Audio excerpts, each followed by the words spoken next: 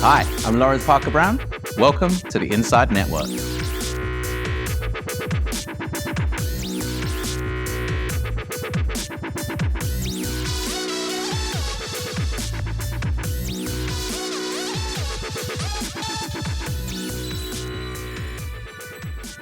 Joining us today to explore the evidence behind benchmarks and active investing, we're delighted to welcome Director and APAC Head of Index Investment Strategy at S&P Dow Jones Indices, Sue Lee. Welcome.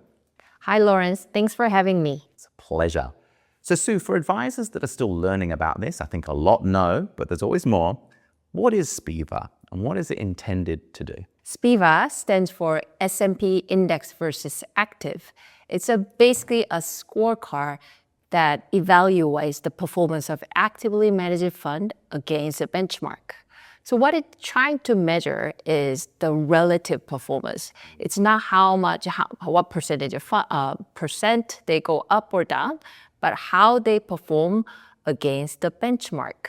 So in Australia, for example, we do this globally across all the major markets, but Australia specifically, we look at 5 important categories. So global equity funds in Australia, and also Australian domestic general equity funds and mid-small cap funds, and Australian A-REIT funds, and lastly, Australian bond funds. So these are major categories, and about 900 funds in total, for example, in 2025. And then we look at their performance and see how many of them outperform in all different periods, starting from 1 year, 3 year, 5 year, all the way to 15 years. So it's really for the question of investors, when you try to pick any funds to have a certain exposure, should I go for active fund, or is index-based fund probably a better way, just purely based on facts? Now, one of the reasons the SPIVA report has become such a reference point globally for a lot of investors is the success of the methodology. Could you talk to the principles of how you're trying to be accurate and keep on refining the process? Yes, SPIVA, we've done this over 20 years, for example, markets like US, but we have very solid methodological principles that we are very proud of, and we believe that this really distinguishes our study from many other studies out there. I think I'll just highlight 2 main principles. First, it's the benchmark selection. We try to do apples to apple comparison. So there are many funds with many different strategies, but then you have to choose the relevant benchmark that is relevant for each strategy. So we use the third-party fund data from Morningstar, and then we look at each group of fund categories and then see what would be the most appropriate benchmark for each category. So make the comparison fair. That's the first point. The second point I would highlight is a survivorship bias control. So when we look at the funds that exist now, that we don't look at all the funds that disappeared mostly because of the underperformance. But as an investor, when you try to pick funds, right, what is your real opportunity set? And then the reality is, I'm going to talk about the statistics later, many of them don't get to survive. So it's a real risk for investors. If the fund closure and merger, these are the real risk. So for any given period of time, we look back and then we look at the entire opportunity set and include that in the statistics. So survivorship bias is a very important principle. It's a really robust process. So we've just issued and digested and enjoyed the latest SPIVA report. Yes. Looking at it holistically, what for you are the key findings, particularly over active performance over a longer time horizon? So in 2025, usually overall, the active managers in Australia actually had a tough time. So let me give you some numbers. We have 5 different categories I mentioned. Global equity funds is the biggest category with the largest number of funds. 70% of actively managed global equity funds in Australia underperform our developed equity benchmark S&P World. And In Australian domestic equity, 74% of Australian equity general funds underperform the S&P ASX 200 index. In the small cap, mid-small cap, we tend to see slightly better numbers. This year, 64% of the mid-small cap funds underperform the S&P ASX mid-small cap index. But in contrast, there were some brighter spots. For example, the A-REITs funds, actively managed A-REITs funds, 40% underperformance, and actively managed Australian bond funds, 27% underperform. So meaning 3 out of 4 active bond funds actually outperform the benchmark. So these short-term numbers actually can fluctuate depending on the market situation. But what's really important is a long-term result. When we step back from the year-to-year numbers, the long-term numbers are really interesting. So in SPIVA research, we show all the numbers across all the way to 15 years. But let me tell you, for example, 10 years, right? The global equity funds, 95% of them underperform the benchmark. And even the Australian active fund category, where many of them outperform in 2025, their 10-year result is a 62% underperformance.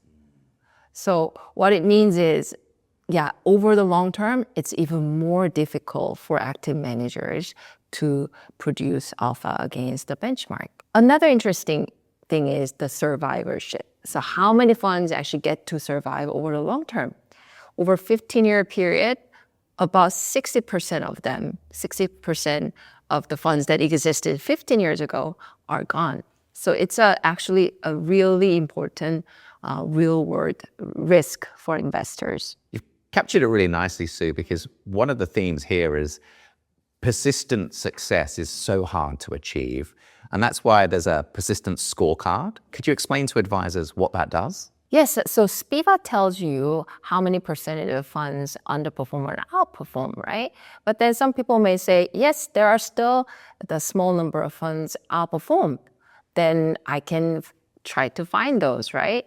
So persistence give you that answer. Okay, if you find let's say if you have found the winning fund, but how do they perform in the following periods, right? Does they repeat, or is it more, the luck is more fleeting? So persistence trying to answer that. And then we do this every year pretty much, and then we see the same trend. The funds, to begin with, not many funds outperform, but then the funds who outperformed previously, they don't do it persistently and repeated ways. So I have some statistics here. Maybe I can give you a quiz. In 2020, we looked at the top quartile funds, about 800 funds back then. And we look at how many of them managed to outperform in 2023 and 2024 to the following years. What's your guess? What percentage? Or half? Across all the categories that I mentioned, 5 categories, only 4% managed to stay the top quartile every year. That's a big drop off. Yes. So let me give you another quiz, right? Let's pick the Australian equity general funds, right? In 2022, we had about 307 funds in the universe, and about 127 funds outperformed the S&P ASX 200. How many of them managed to outperform in 2023 and 2024? So as a raw number, I don't know, maybe 40, 50? Only one fund. Oh, I'm not doing very well in this quiz. Right? So these numbers are actually quite striking, right? But what does it tell investors, right? So the persistence scorecard really builds on the story of SPIVA. SPIVA tells you it's difficult to outperform the benchmark, but then outperforming the benchmark in a repeatable way, in a way that investors can find them in advance, it's very, very difficult.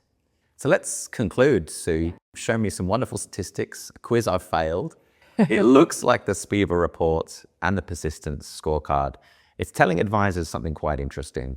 What do you think that message is? These are all facts. These are all statistics. So I believe there are values in active funds and passive funds, but investors have to really understand the performance of actively managed funds compared to benchmark, right?